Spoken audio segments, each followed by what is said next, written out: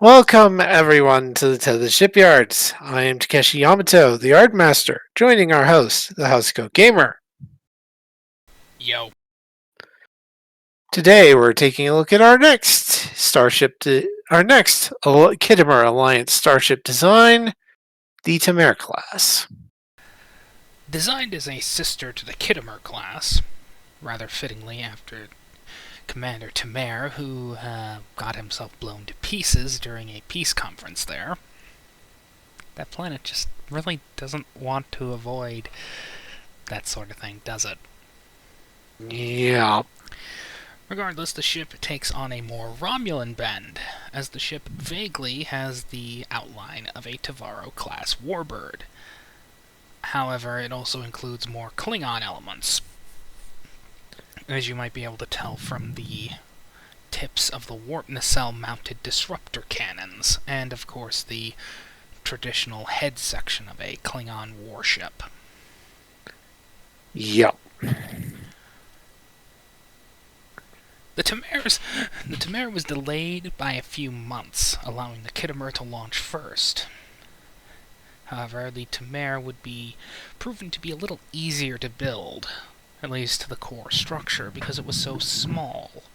However, the ship includes two redundant warp systems. One, a segmented set of warp wing coils that move upward, as well as a standard pair of warp nacelles. For you see, the ship also includes variable geometry technology, allowing the wings to go upwards Yep. in segments. In the personal opinion of this shipwright, it is unnecessarily complicated. Yeah. However, in spite of this, the ship is still quicker to produce than the much larger Khitomer-Class. And Yep. in this post-Iconian War world, more boats are always needed at all times. Yes. So this one is probably one that is produced in more significant quantities than the Khitomer. Of course, Alliance ships still are very low numbered, for one simple reason.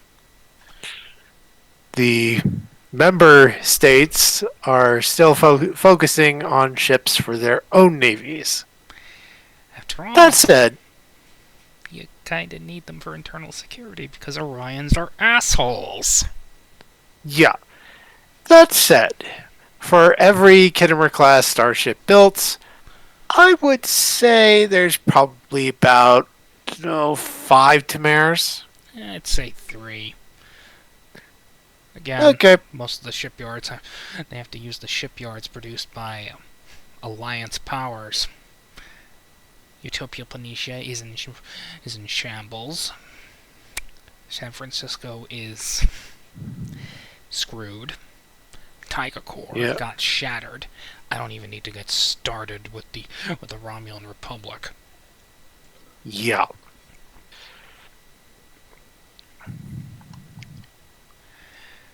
And I don't even need to start with the Dominion. Yeah. Regardless, for every Khitomer, there are 3 of these, forming a kind of, well, sort of echo of Klingon and Romulan tactics. Lone wolves surrounded by little wolves. Yep. Now let's move on to the stats for this goddamn thing. Yep. We gave this thing an entered surface date of 2411, similar to the Khitomer-class itself, similar to the Khitomer-class. For descriptor traits, we have, for systems values, we have comms 9, computers 9, engines 12, sensors 9, structure 8, weapons 12. This thing is fast, and it hits like a truck, but it's not all that sturdy, at least compared to other ships of the time. For department values, again, speedy and hits like a truck. One point in con, 2 points in security. It's a scale 3 vessel, Has anti-proton cannons, photon torpedoes, and a strength 2 tractor beam. And for talents, it has redundant systems, engines, and of course a cloaking device. I figure all Khitomer Alliance starships will have a cloak.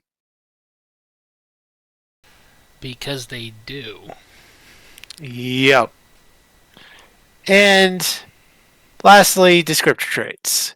Klingon starship, Romulan starship, Khitomer Alliance starship, and bird of prey. I would also like to add maintenance nightmare for obvious reasons. You go into combat, those wings are going to go up. And they're segmented. Yeah. This thing would give Scotty hernias. True enough. And I don't want to do that to Scotty. Do you? Yeah. No. So, that is the Temer-Class. Overcomplicated wings, simple main hull, spam boat. Yeah. I do believe there's a channel that says, throw things at people until people run out of planes or ammunition. Yeah. Animarchy History. That's the one. Don't worry, you'll be able to find him. He's actually quite hilarious. Anyway, moving on to the next boat. Bye-bye.